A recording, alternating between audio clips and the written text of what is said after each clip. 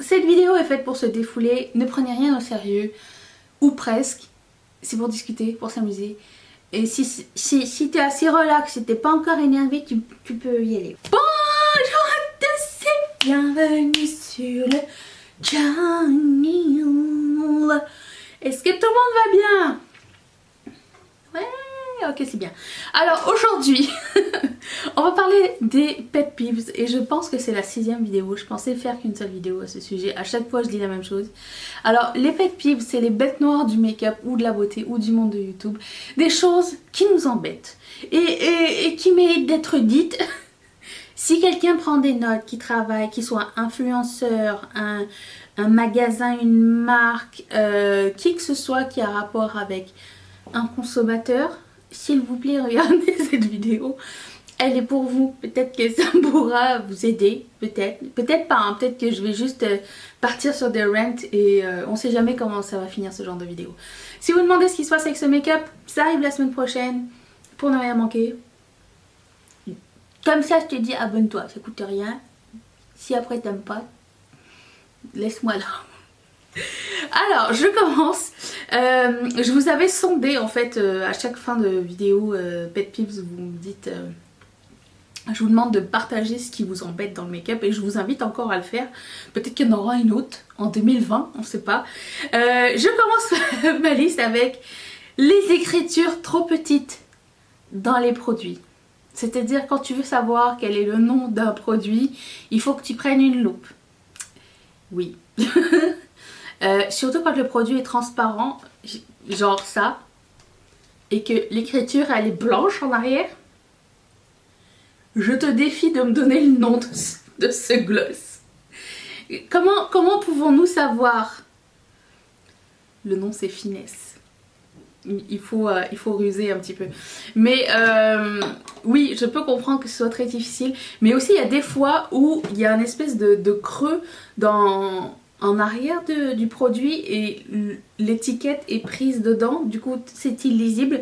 Alors peut-être que c'est pas très grave si c'est un produit dont le nom vous interpelle pas, si vous l'avez acheté par la couleur mais le nom vous en foutez. Mais quand on travaille pour vous et qu'on doit chercher les noms, c'est très pénible. Mais si vous avez un produit que vous aimez et que vous n'arrivez pas à savoir ce que c'est, je comprends aussi que ce soit très pénible. Donc si on pouvait avoir le nom quelque part, genre, allez, affiché ici, ça serait trop génial. Ça, et pas sur les étiquettes qu'on va enlever aussi, ce serait cool. Mais si on pouvait l'avoir en grand sur le bouchon, même en petit, tu sais, en assez large, comme la marque par exemple, mais en dessous le nom de la couleur, ça serait grandement impressionnant. Voilà. Donc je vous laisse ça comme ça, acquis de droit. Ensuite, on va parler du parfum dans le make-up. Alors il faut savoir ce que vous voulez. Il y a certaines personnes qui n'aiment pas le parfum dans le make-up et je peux comprendre, je fais partie de ces gens-là. Il y a du make-up que je déteste à cause du parfum. Notamment les grandes marques, je sais pas pourquoi. J'ai l'impression que ça aussi ça assèche la peau. J'imagine que dans le parfum il y a de l'alcool et dans l'alcool ça assèche et tout ça. Donc c'est un peu la mitigence. Mais en même temps, quand il n'y en a pas, vous dites que ça sent le chimique. Alors qu'est-ce qu'il faut faire? Tout sentent la noix de coco, ça serait juste le monde idéal. La noix de coco, je pense que tout le monde est d'accord. Si on pouvait arrêter les ananas, fruits de la passion, la pêche, surtout la pêche, mon dieu. Il n'y a personne qui arrive à faire l'odeur de la pêche correctement de toute façon. Donc, coco pour tout le monde. Quelqu'un m'a dit, parfois j'ai des échantillons et ils sont beaucoup trop petits pour que je puisse me faire une idée du produit. I feel you. Comment sur un sachet d'anti-cerne que tu peux utiliser 2 fois, tu peux savoir si le produit va te plaire. Ça reste encore un mystère. Pour ceci, nous vous suggérons toujours d'aller en magasin ou faire une application par qui de droit, les vendeuses. Ou nous, je sais que dans nos Sephora et autres magasins, je pense, mais bon, le plus souvent chez Sephora, on peut y aller, on peut demander échantillon de n'importe quel produit. Je pense que c'est jusqu'à 5 produits je crois, et ils nous mettent ça dans un pot qui est assez conséquent. J'ai déjà eu genre du Glam Glow pour 5 applications pour savoir si j'aimais ça. Donc c'était quand même assez conséquent. Puis c'est cool parce que c'est quand même un prix à investir dans, admettons, le Glam Glow. Donc, voilà. Non, sinon il n'y a pas d'autre solution. Je sais pas comment ça se passe dans le pays dans lequel vous habitez. Est-ce que vous avez le droit de demander des échantillons comme ça ou pas? Mais nous, oui. Mais franchement, ça se passe bien. Je me rappelle une fois, j'avais été à New York avec ma meilleure amie. Elle voulait tester un produit de la marque Drunk Elephant. Une marque super super chère. Parce que quand même, c'est 80 balles la crème. Et elle voulait être sûre de pas jeter son argent par les fenêtres. Et je lui dis, ben vas-y, demande à la vendeuse. Elle va te donner l'échantillon. Hein. Elle est là, elle a les petits pots. Elle me fait, non mais en France, on peut pas, on n'arrive pas. Et j'ai peur de demander. Alors je sais pas en France, est-ce qu'on n'a pas le droit, il y en a pas, ou est-ce qu'on a peur de demander? C'est un petit peu comme l'affaire des doggy bags. Est-ce qu'il y a une question de fierté ou de non-disponibilité? Dites-moi ça dans les commentaires, j'ai très hâte de savoir. Il y a aussi quelqu'un qui m'a écrit les publicités d'anti-rides faites sur les jeunes. C'est comme la publicité d'Avino sur Jennifer Aniston. Tu sais pas à quel point Jennifer Aniston utilise Avino dans sa vie. À mon avis, pas du tout, mais... Qui suis-je? Je n'habite pas chez elle. En ce moment, qui est-ce qu'on voit pour une publicité de Neutrogena? C'est une actrice, l'ex-femme de Ben Affleck. Vous allez pouvoir me dire c'est qui, je me rappelle plus son nom.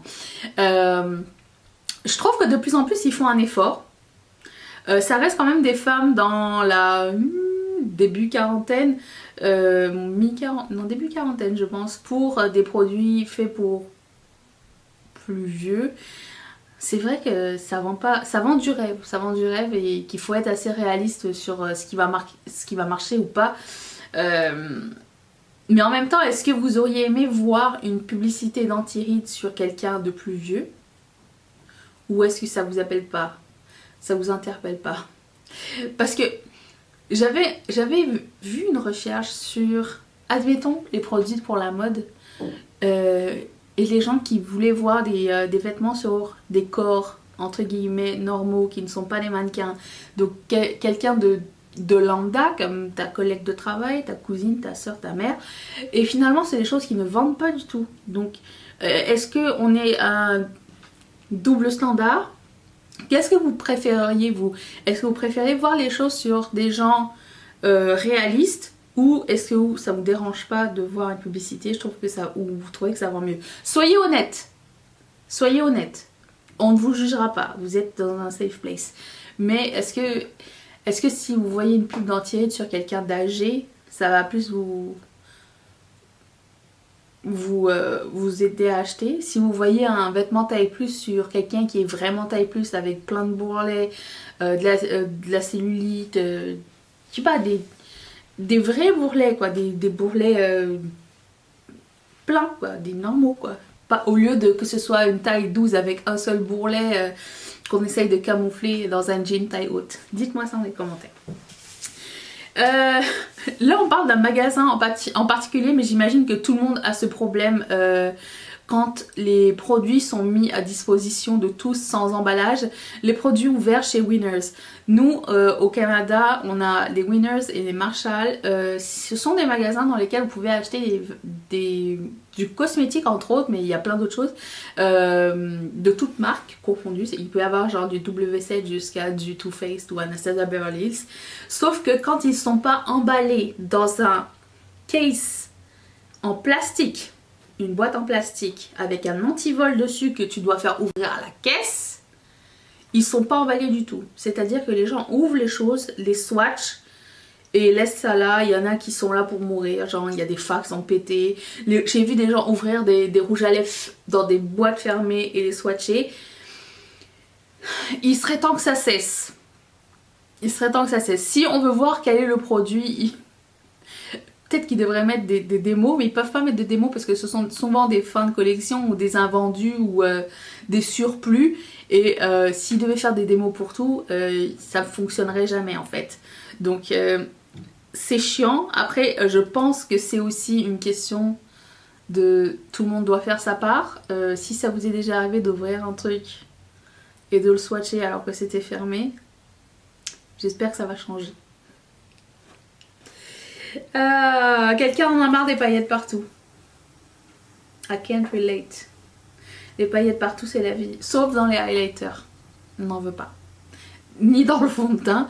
J'en ai pas vu, hein, mais il se peut que ça arrive en 2020. Et ah oui, dans les masques pour le visage, des paillettes, c'est vraiment zéro nécessaire. On n'en veut pas. Ça, c'est dégueulasse. On n'en veut pas du tout. Surtout que c'est genre... J'ai appris récemment. J'aurais dû le savoir. Peut-être je le savais déjà, mais que j'ai comme barré l'information de ma tête. Mais que les paillettes en plastique, parce que c'est des petits morceaux de plastique, c'est pas bon pour l'environnement du tout. Parce que apparemment ça ne se filtre pas quand ça passe dans votre drain par exemple. Et du coup ça finit dans l'océan, les poissons mangent des paillettes et nous on finit par manger des paillettes. Ce qui fait qu'on est en paillettes. Donc on a du plastique à l'intérieur.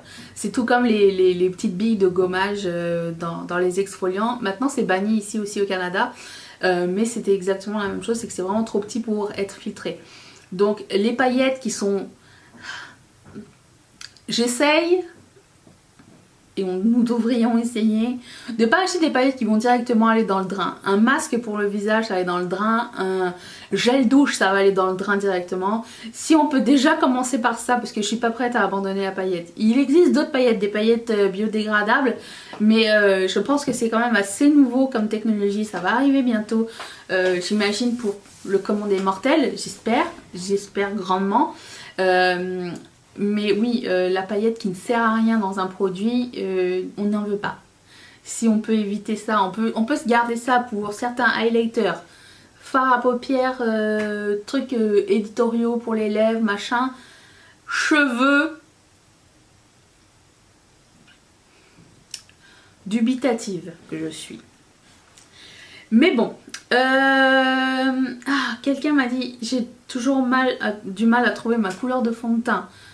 Oui, c'est très difficile de trouver sa couleur de fond de teint, le sous-ton de sa peau, je sais que c'est difficile. Je suis passée de couleur, je pensais que j'étais beige rosé, mais finalement je suis dorée à sous-ton gris. C'est les extrêmes, ok? Le jour où j'ai appris quelle était ma vraie couleur de peau, je suis tombée de haut. Et en fait, comment j'ai su, c'est que j'ai été chez Sephora. Et vous savez, je sais pas si c'est partout pareil, mais je sais qu'au Canada, on a cette technologie où ils vous prennent un échantillon de votre peau ici et ils cherchent le fond de teint, la couleur de fond de teint le plus ressemblant à votre peau. À partir de ce moment-là, vous savez vers quoi vous tournez.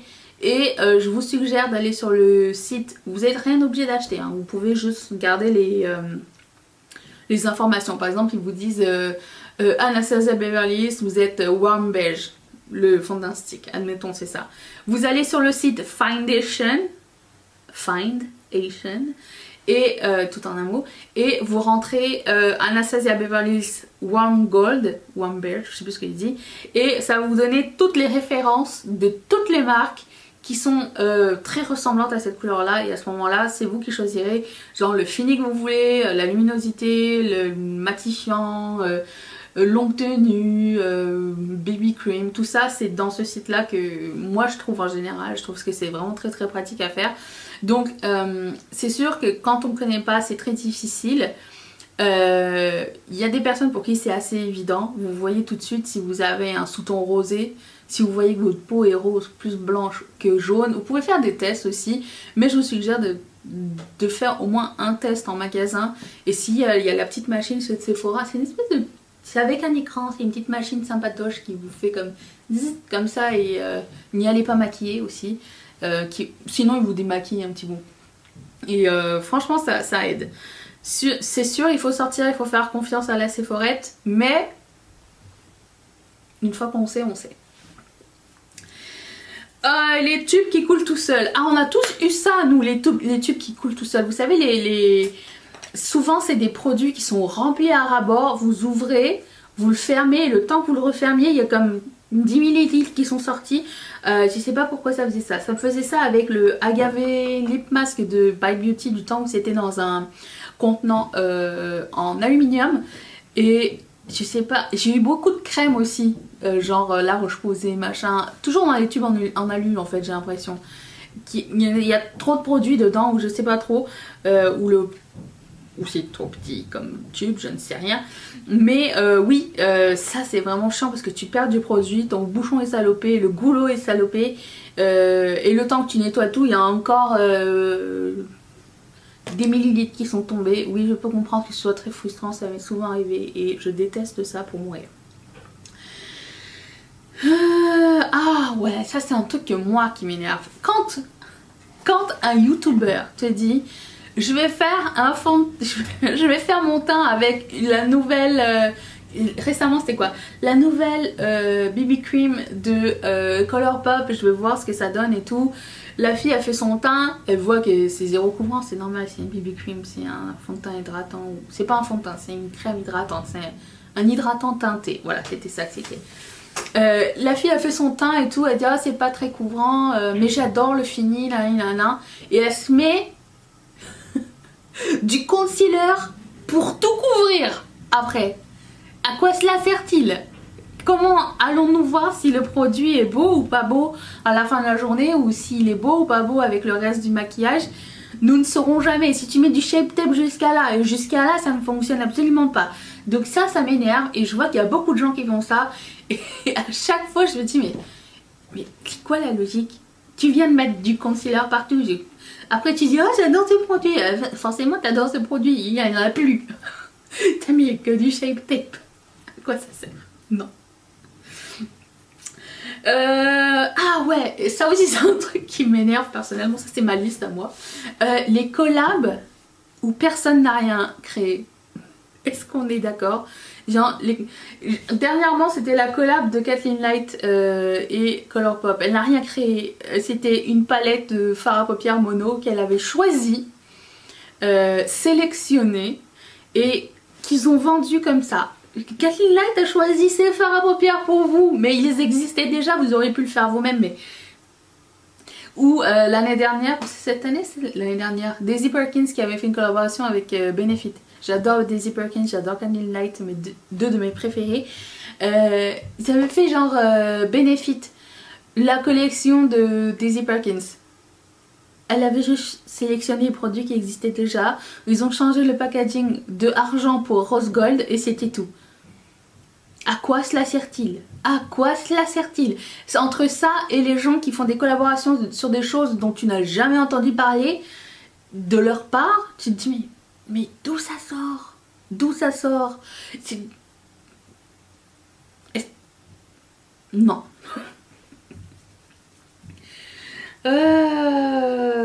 Ah oui. Vous savez ces highlighters qui vont aller à toutes les carnations? Il en existe, mais c'est un mensonge. Il n'y a pas de highlighter qui va aller à toutes les carnations, c'est pas possible. Tu peux pas avoir un highlighter qui va aller à un blanc comme à une personne noire, c'est impossible. Et quand les gens ils disent ça dans les vidéos, genre ça s'adapte à toutes les carnations de peau, non, non, juste non, arrête. Sors au moins 3 différents, au moins 3 différents. Un pour très clair, moyen et très foncé. Mais un seul, quand Kathleen Light, elle avait... Pas Kathleen Light, à chaque fois je confonds les deux. Jacqueline Hill avait sorti Champagne Pop, elle avait dit ça va aller à tout le monde. Bah, je suis désolée, mais c'est pas possible que ça aille à tout le monde. C'est quand même la plus pâle d'entre nous, ça va être jaune. Jaune or. Ça peut aller à des fois très foncé, c'est super joli. Moi ça me va, limite c'est quand même un peu foncé. Mais plus clair que moi, c'est quand même, il faut que t'estompes ta vie. Hein. Donc non, c'est pas possible. C'est pas des... Non. Je suis en désaccord. Autre truc qui m'énerve. Je suis très impliquée dans cette vidéo, ok. C'est les influenceurs, youtubeurs, qui n'utilisent plus des produits make-up parce que c'était des éditions limitées. Et tous ceux qu'ils ont acheté, tous ceux qu'ils ont... Ça y est, je m'emporte. Tous ceux qui ont acheté les trucs avant et qui ont le produit, ça veut dire qu'ils verront plus jamais leur produit en ligne. Ça veut dire que plus personne n'utilisera jamais leur produit. Pourquoi vous n'utilisez pas? Je peux comprendre qu'il y a certaines personnes qui puissent être frustrées parce que elles peuvent pas trouver le produit exact. En même temps, il y a des tas de dupes qui existent. Et deuxièmement, je soupçonne aussi que c'est parce que ils ont plus de liens affiliés à mettre aussi dans la barre d'infos. C'est-à-dire que si le produit n'existe plus, ils peuvent pas se faire une commission sur ce produit-là à un moment donné. Ça, c'est une conspiration theory de ma part. Vous me direz, ou pas, si ça fait du sens. Peut-être aucun sens. Mais le fait que d'avoir des produits édition limitée et qu'on veut pas les utiliser parce que ça n'existe plus, c'est complètement ridicule en fait. Alors qu'on les a aimés, qu'on les aime encore, que les gens les ont encore. Tout le monde n'est pas des magasins comme nous qui faisons des vidéos. On n'est pas des... Nous on a des stocks de trucs. C'est pas tout le monde la même chose. Il y a des gens qui ont acheté une édition limitée genre il y a 3 ans et qui adorent toujours le même produit et qui le reverront plus jamais parce que l'édition limitée. Je ne comprends pas. C'est très fâcheux. Et je refuse cette idée. Je vous laisse là-dessus. Si cette vidéo t'a plu, je t'invite à t'abonner. Tu peux mettre un like. Tu peux me dire ce que t'en as pensé. Et j'attends tes opinions dans la barre de commentaires. Dans les commentaires. Respectueux bien sûr. Hein. Nous sommes là pour... On se calme, ok. Je te laisse la vidéo d'hier. Si tu ne l'as pas encore vue, vas-y, je te retiens plus. Je remercie encore une fois toutes mes marraines et tous mes parrains de sponsoriser cette chaîne. Si toi aussi ça te tente, clique sur ce petit carré qui va directement t'envoyer chez Patreon. Je te dis à demain. Seras-tu là? Moi oui.